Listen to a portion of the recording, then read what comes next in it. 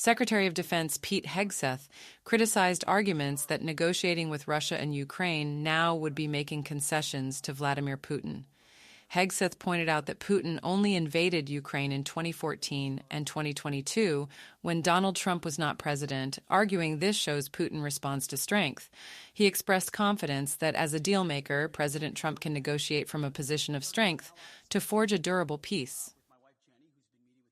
Secretary Hegseth rejected the premise that the U.S. has taken negotiating leverage away from Ukraine by recognizing realities on the ground.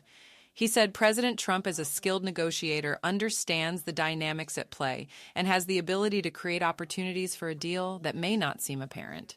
Hegseth hinted at potential U.S. investments and economic ties with Ukraine that could be part of an agreement.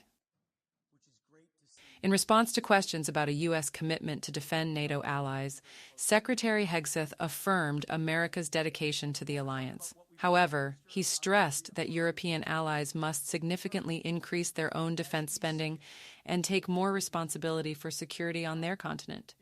Hegseth said a 2% of GDP benchmark for defense spending is insufficient and suggested allies should strive for 5%.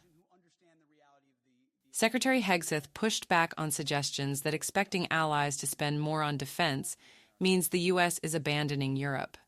He said no decisions have been made about reducing U.S. troop levels and that the U.S. will continue to robustly invest in NATO. But Hegseth argued it's common sense for European allies to focus more on threats on their continent while the U.S. prioritizes challenges from China in the Pacific. He said this approach plays to comparative advantages. Secretary Hegseth emphasized the importance of strengthening the defense industrial base in the U.S. and among allies.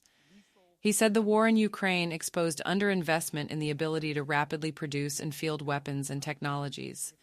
Hegseth vowed Pentagon reforms to cut bloat and invest in areas like shipbuilding. He also pledged to improve foreign military sales to provide allies capabilities faster with less red tape.